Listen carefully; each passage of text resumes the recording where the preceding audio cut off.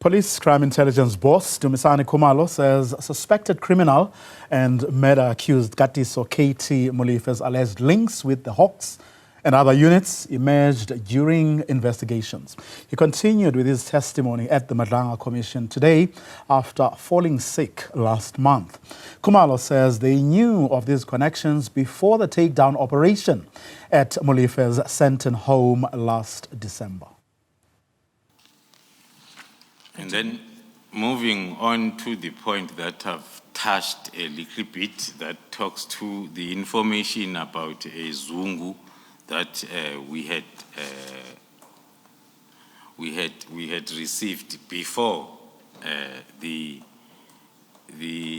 interference day, the 6th of December, which was during May 2024, way before the 6th of December, when then Major General Vearey informed our witness A and B that the people that they were investigating are having lots of money and they are linked with officers from the tombs of the Hawks.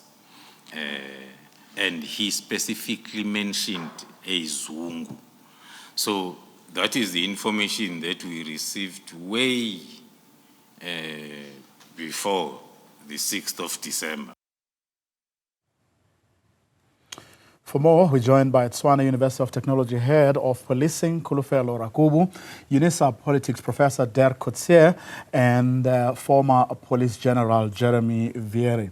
Good evening to all of you, and thank you so much for joining us this evening. Let me start with you, Jeremy, if I may. I don't know what for you stood out during Lieutenant General Khumalo's testimony today. Before I get to some of the issues I want to particularly canvass with all of you. I think the first thing that stood out for me when I watched the surveillance footage, I think one thing we can be proud of, I'm a previous intelligence officer too, is the highly professional surveillance operation and tradecraft we saw on display. It bodes very well for our ability to surveil even tough suspects in very, very close range, as seen in the surveillance operation, the footage outside the house.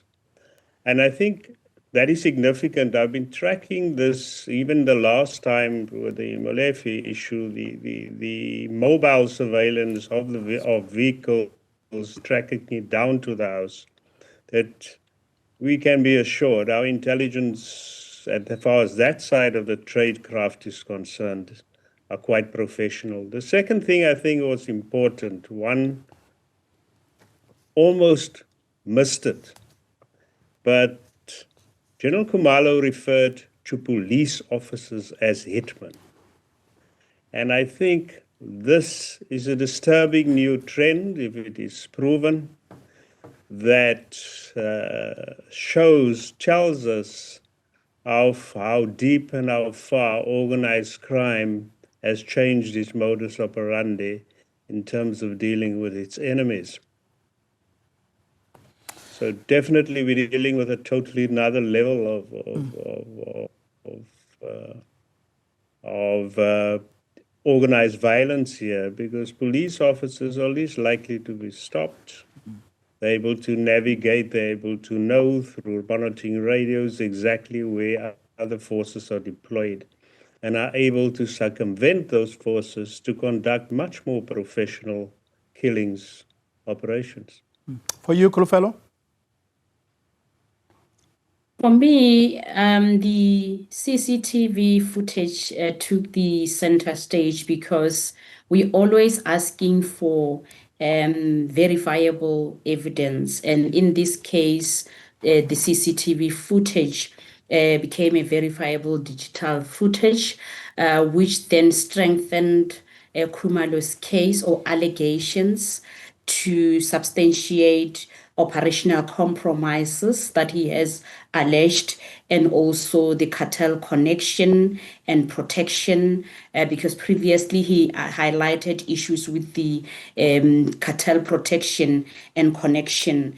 And also it might also lead us to the serves as evidence of infiltration, looking into this sergeant's position and the car he was driving, because now it has been linked to a high-rank police official.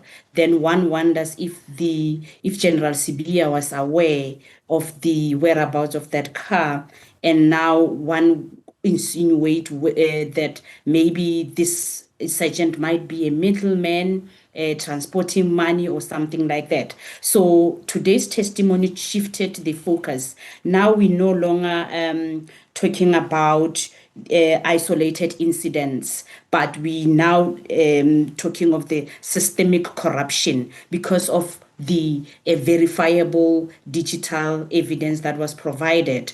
But again, we were expecting more name dropping, because in the previous testimony, he took us somewhere. He brought the Big Five cartel. He mentioned it in greater details. Today, he even touched on it as well.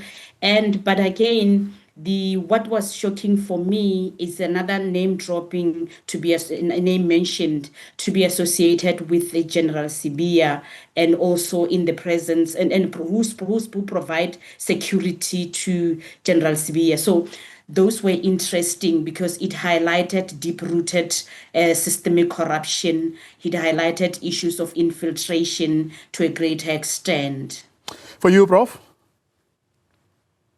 And to a large extent, I can't add much more to that. I think what maybe I can, in terms of not the detail, but what it points to, is again the way in which General Sibiya is by implication implicated in this situation, what we've seen on this footage, and that it is to a large extent coming from two main persons, and that is General Mkonasi and General Khumalo.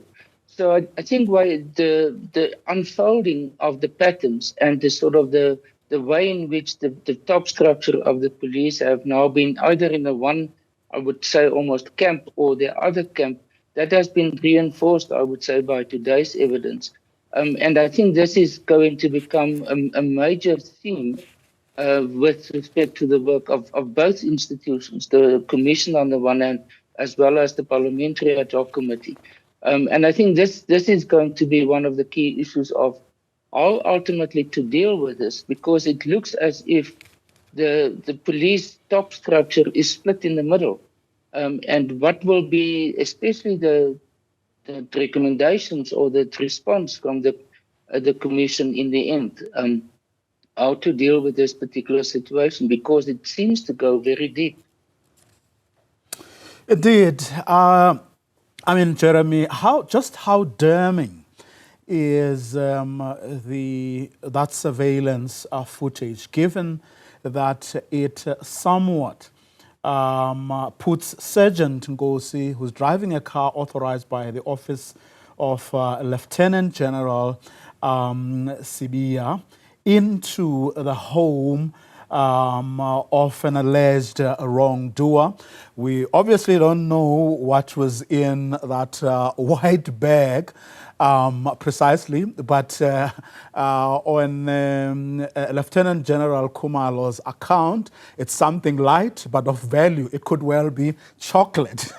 It's sort of said, but obviously, I mean, no one can go all the way to fetch boxes of chocolate at Molefe's house. But just how damning, I mean, to the lay person, it's as close as possible as you could get to damning evidence. Well, at this stage, until, as General Khumalo has indicated, they yet need to investigate what the nature of that contact was, what was in the case. One can at least say it is quite compelling in the sense that it forces an explanation to come from General Sibiya for what happened there. It's something he will have to explain. It's also something that other member will have to explain. At least at that, I think so. I'm a bit cautious of using the word damning, but I'm saying there's definitely a matter to be answered for that is unexplainable just if one takes the visual footage at face value. Kholofelo, does it automatically sort of make the connection between the cartels and the senior police officers? It doesn't automatically suggest connection.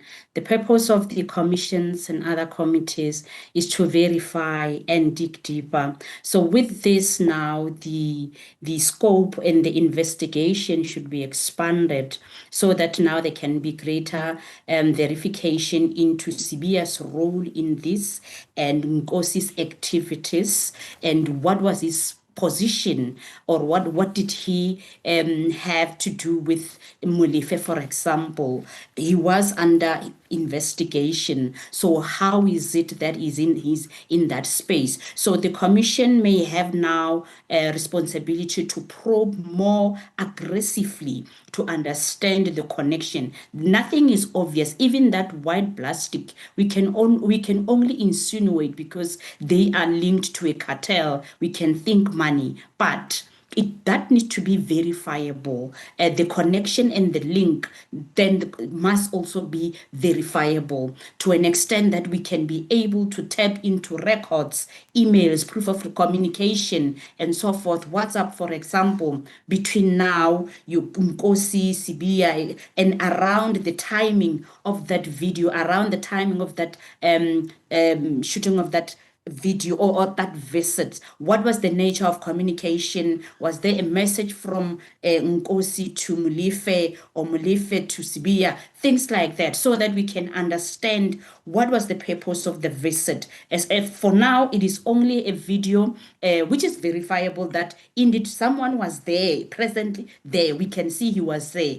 But the nature of the activities need to be verified. And again, Sibiya's instruction, what if there was an instruction that Nkosi, go and visit, go and collect? The commission will have to now shift its role a bit to be more aggressive, to identify or unearth a nature of communication, nature of relationship, and so forth. If you just joined us, we're unpacking the evidence that came before the Madlanga Commission of Inquiry today with our panel of experts. This conversation continues right after this short break. Don't go away. Just, looking at that surveillance footage that your fellow panelists were talking about before we took that little break, it's certainly from an optics point of view, it doesn't bode well for your police officers, namely, your deputy police commissioner, and that is Lieutenant General Sibiya, and of course his underling, Sergeant Nkosi, that they are seen in the house of an alleged a criminal underworld boss. Yes, I think that is for me also the main point. Even if there were indeed chocolates in that box and in that bag, it wouldn't make a difference. And whether it was money or anything else, or even if that bag was empty, the point is that the mere fact that the person who's acting on behalf of such a senior police officer, General Sibiya, was there with Molefe, who is regarded, not yet proven, but regarded as part of a very organized syndicate of criminal syndicate. The mere connection, the mere fact that they are present there together, and it's only the two of them, and it is not by coincidence, that's very clear. That implicates them, and that creates, I would say, at least the public perception that there is a type of a relationship or connection between some persons, very senior persons in the police service, and syndicates, crime syndicates, that whether one goes into the detail of, let's say, General Nkwanasi's allegations or evidence, it starts to support that. And it's not yet that it is being supported like in a court case and that there is absolute verification of it. But I think what we are dealing here is about public perceptions. And ultimately, for me, that's actually going to be more important than whether there is actual proof.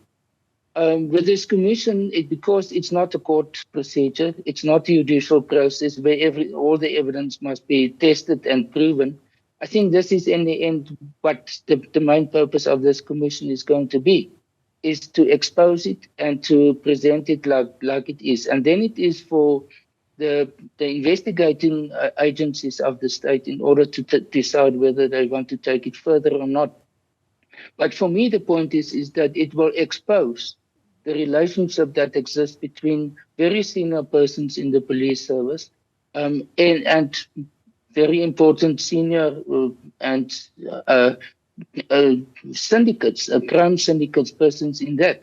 And I think this is what is for me, the purpose of this commission is to say that what General Nkonasi was said, we actually can confirm that we have enough evidence that have been brought to us that we can say there's a good chance that it is indeed the case. Let's bring in some of our viewers now. We have Alfred in Tembisa. Very good evening to you. Go ahead and say what you want to say, Alfred. Hi, good evening and the panel there. Good evening to you. Please go ahead. Yes, man, you know, the revelation of today by the crime intelligence, Dumisani Khumalo, is very shocking. I must be honest with you. I'm saying this, that as an ordinary South African, how do I begin to trust the South African police services? Whether they stop me, if they're in a roadblock, I mean, really, for me, it is very shocking. And it brings this thing that, we've been complaining as ordinary South African that, why is that in three intelligence that we're having in the country, they're not able to penetrate who are the drug dealers who are supplying the nyaupe and everything in our township. And also raise the issue that, the whole entire SAPS, it must just be a new reset. Because honestly, we can't trust anyone so far. There must be a new reset of the entire police services so that it must begin to gain the public trust in the South African police service after the commission. But another thing before you close me up, Vuyo, is that for me, I think that those who are implicated, I know that the commission is not the court of law, but for me as a South African, I will be happy that those people must be immediately removed from their responsibilities. Thank you very much. Thank you very much, Alfred. There, Dorothy is in Johannesburg. Please go ahead, Dorothy. Okay, thank you, Vuyo. You know, my concern, I've been watching the commission and I realized that where we are really getting people who are investigating, applying themselves on, it's Dumisani Khumalo, meaning Madlanga Commission is doing a good job. Now, why do you partner it with an ad hoc committee? They are talking about what they discussed, that's other side. I wish we could get this straight. Otherwise, the idea of setting up Madlanga Commission, it will relieve the good and the bad of life in South Africa. But however, we are encouraging you to continue. We are encouraging the government to support investigations like the Madlanga Commission. Vuyo, are you there? Yes, I am. Yeah, so it's so sad that a person can pretend to be working and he's been paid, he's a policeman, he gets all the benefits, and then he's running another business within the very same group. Really? It's shocking, but we are not giving up. We are encouraging. The people of South Africa are encouraging efforts like this to make this country the best it can be. Okay. Thank you very much. You can of course continue to send those WhatsApp messages as well as call us if you so wish. Jeremy, something that baffles me is that you would have thought that someone in a position or in positions, I should perhaps say, that both Lieutenant General Sibiya and Sergeant Nkosi are in, would be a lot more circumspect, would be a lot more careful, and they wouldn't just give themselves away in the manner that the surveillance footage actually suggests. I think one should bear in mind that, to me, I mean, having been in the police, nothing of this is new. We've arrested generals before. I've been involved in guns to gang investigations and leading a particular project at some stage, that even though we had arrests of a few officers, what preceded that was many arrests before in the Central Firearm Registry environment. We've arrested generals in supply chain environment before. We've investigated generals who subverted the secret fund in crime intelligence consistently year in and year out throughout the last 5 or 6 years. So firstly, it's not new. But what we should be asking, if this is the level of dysfunction at such a high level of command in the institution, at top management level, that we see, that is evidence not only if this is proven, but on the basis of what was proven before in other cases in courts, then perhaps we should be asking the question whether an possible outcome, given the systemic failure and dysfunction of management at that level, wouldn't possibly be to place national management under administration. Well, Kholofelo, I know it's a serious one. Yes, continue, Jeremy. I know it's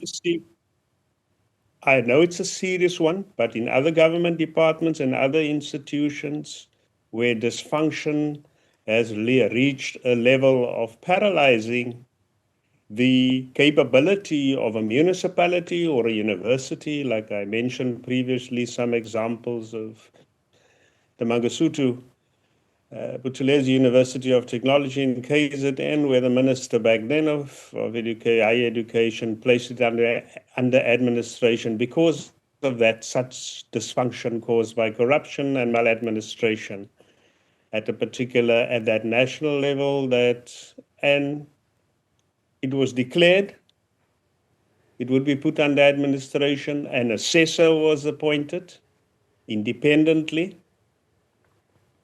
not from that particular institution. Consequently, the assessor brought in a team of people to address the different types of dysfunctionality from outside of that particular environment. And after that assessment, developed a recovery plan. Now, in that whole phase, the whole management was dissolved. And after the recovery plan was developed, the management, depending on the degree of how they were implicated, were either told to leave and entirely new appointments were made. But together with those new appointments, the recovery plan guided corrective action around the different areas of systemic dysfunction and failure. That is particularly done when when the management or institution is so dysfunctional that it cannot fulfill its objects and reason for existence. Now, the crime rate alone being what it is now is a reason enough to look at it, and the continued failure of national strategy, of policing strategy to deal with that crisis is already a reason on its own to start asking this particular question. Alfred Kholofelo asks, says, on the basis of what of that surveillance footage we saw, how does he now trust the SAPS? An interesting one. All in all, the revelations.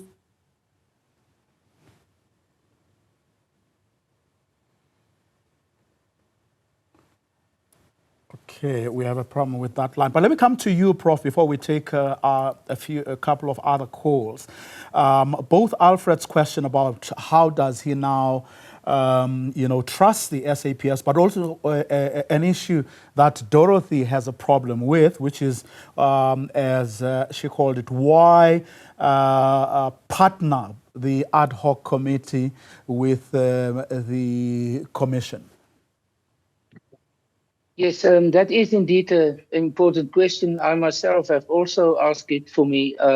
What should be the relationship between the two? I think the first of all is that the ad hoc committee of Parliament is there as members of Parliament. The police service is there to account to Parliament. And that is the main function because the police service is one of the state departments, and therefore they have a responsibility to account to Parliament.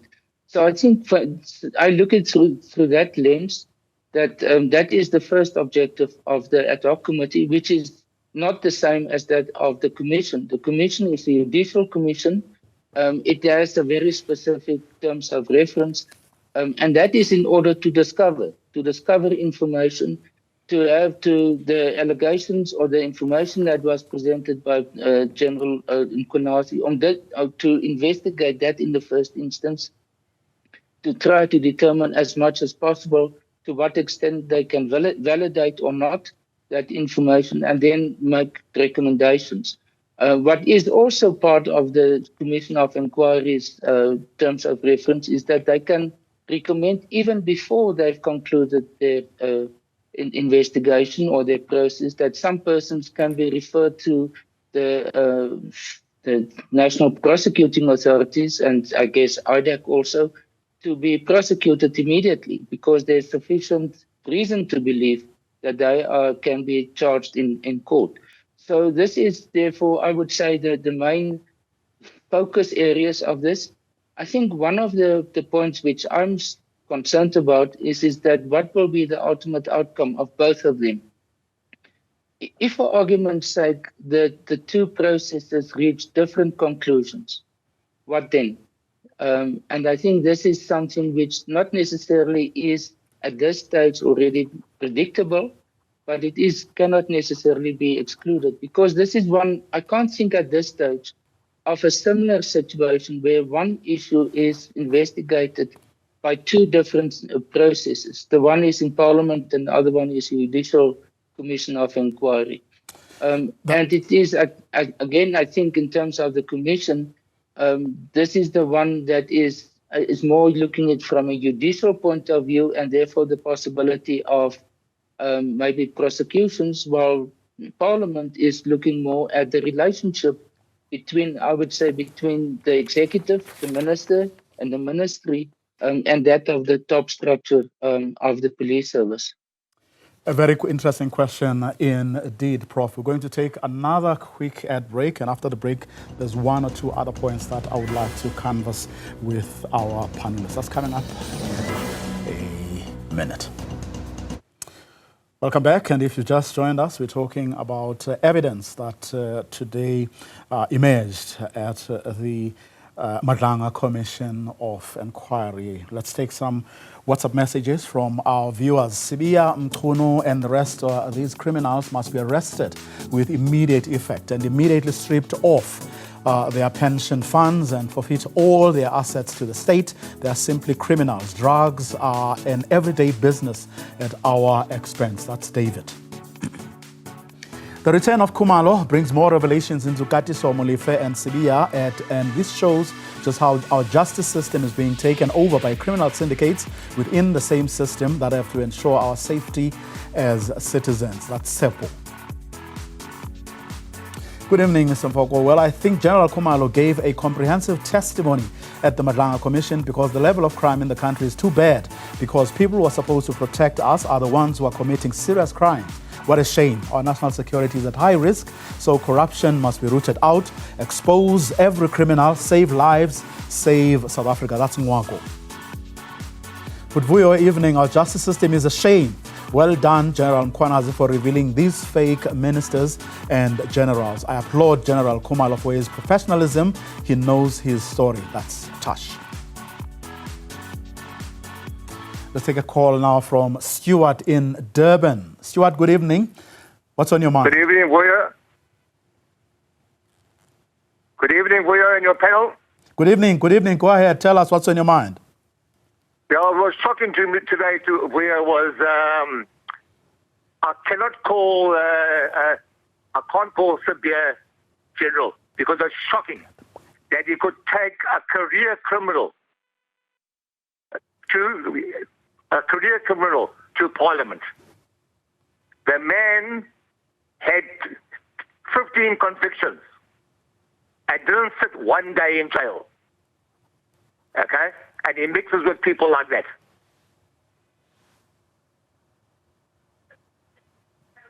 Hello, Vuyo? Yes, please go ahead. Finish your points. And he should be stripped of his title. He should be fired. Okay? Because he is the criminal himself.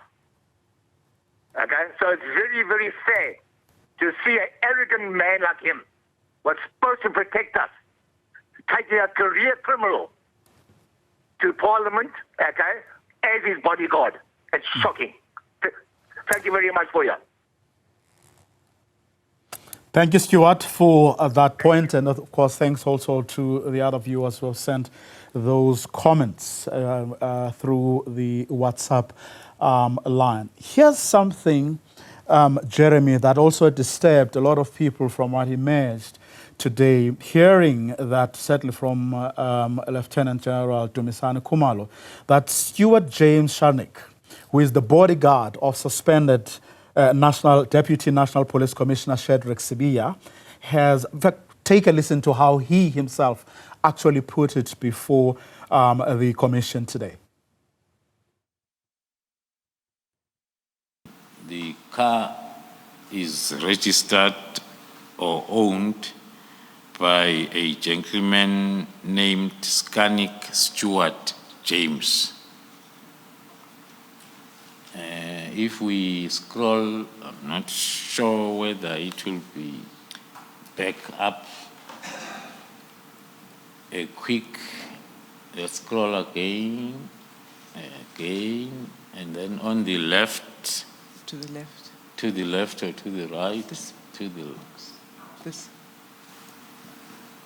Yeah. So a quick profile of the owner of the car. As I've mentioned, Mr. James is having a total of 34 cases.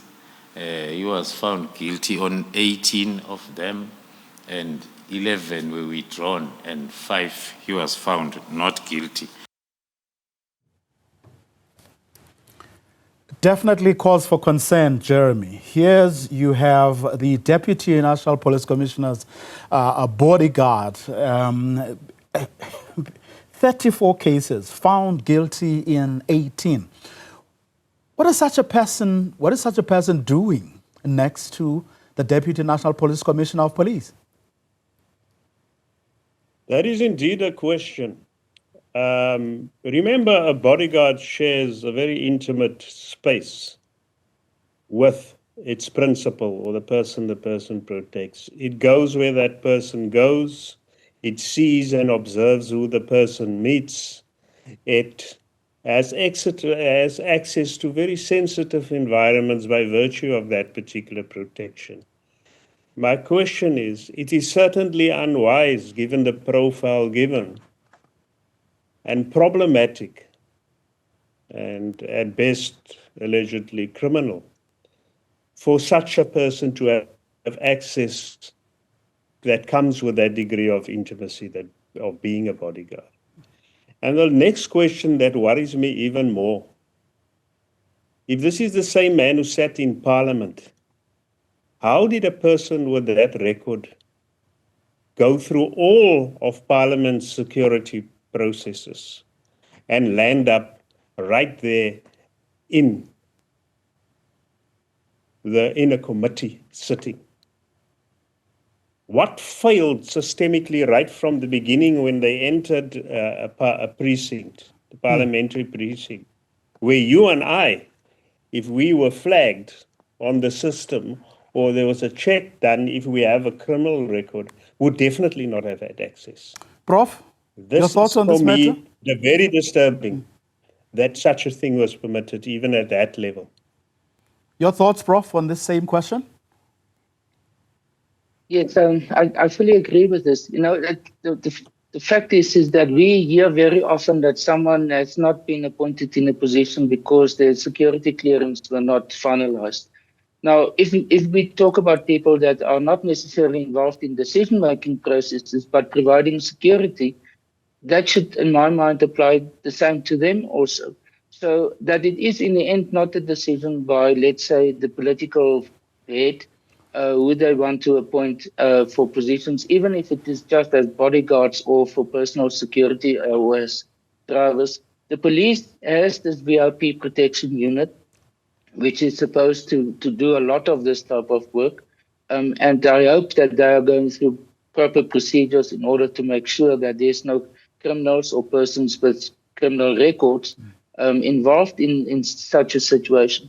But if it's not the case, then it is a very serious wake-up call for them as well as for us as the public in order to insist that this is happening, because it poses, in the end, it can pose a threat to security, because if persons who are in key positions in government, for example, and they're exposed to this, that will, in the end, pose a problem for their security, our security, the country's security. So I think this is something which is exceptionally important, that it is revisited and completely turned around in order to make sure that there's a proper process of verification.